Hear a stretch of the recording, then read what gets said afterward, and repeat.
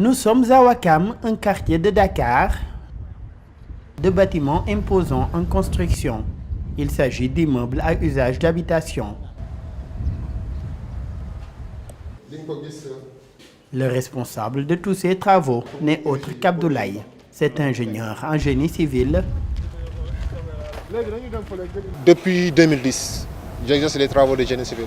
Je suis dans le bâtiment, on fait des constructions de bâtiments comme vous voyez ici. Avec ses équipes, il procède au quotidien à des visites de terrain. Objectif, s'enquérir de l'état d'avancement des travaux, vérifier les mesures et dimensions de certaines constructions, donner des recommandations. C'est bon. L'homme étant perfectionniste, il tient à ce que tout soit fait comme il se doit et bien fait.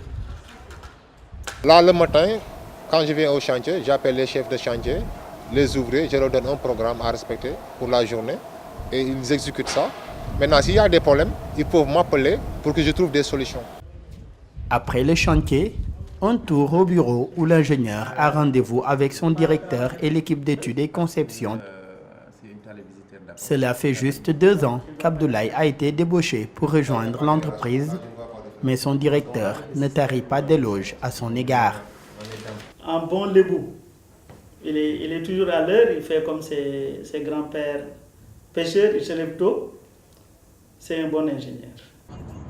À présent, direction l'autoroute à péage de l'avenir, l'on se rend à Bargny chez Abdoulaye, une localité située à quelques 28 km de la capitale, pour découvrir une autre facette de l'homme, l'ingénieur en génie civil.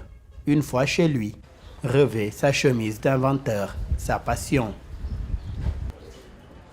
Sa toute dernière trouvaille, c'est cette machine multifonctionnelle, baptisée Ndeyson.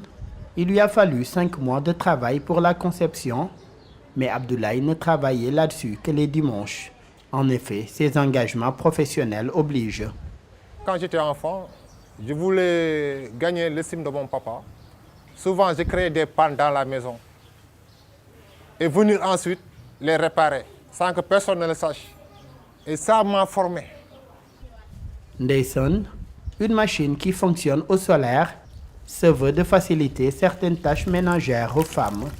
Elle peut servir pour la lessive, la vaisselle, faire prendre sa douche à un enfant ou même prendre son café. La machine va se comporter comme un système adiabatique la nuit. C'est-à-dire qu'il garde son énergie, sa chaleur pour la restituer durant la nuit. Parce qu'à l'intérieur de la machine, vous verrez que les parois sont tapissées de polystyrène. Et qui connaît le polystyrène, c'est un matériau de très haute résistance thermique, pouvant garder donc l'énergie et la chaleur. Le passionné de recherche n'en est pas à son coup d'essai. Après avoir mis au point un cuisot solaire, Ndeyson est sa deuxième invention. Pour fabriquer cette machine, j'ai engagé un plombier, un soudeur et un menuisier. La mise au point de sa machine a connu une importante étape théorique. Il s'agit de calculs mathématiques et physiques à l'origine du produit fini. Vous ne verrez jamais un projet technologique sans composante mathématique. C'est pourquoi j'ai étudié la fonction parabolique que vous voyez tout à l'heure, jusqu'à tracer sa courbe et déceler le point caractéristique, un point très important pour la courbe. Chez les bénéficiaires de l'invention, l'outil vient à son heure. Pour cette dame, la machine leur facilite davantage les tâches ménagères. Cette machine est vraiment très utile. Avant, pour faire la lessive, nous nous asseyons et c'était très difficile pour nous.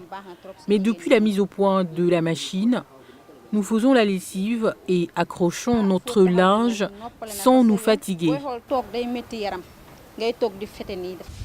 La machine Ndeyson, qui a coûté 60 000 francs CFA, soit plus de 90 € en achat de matériel, peut faire bouillir jusqu'à 63 litres d'eau par jour.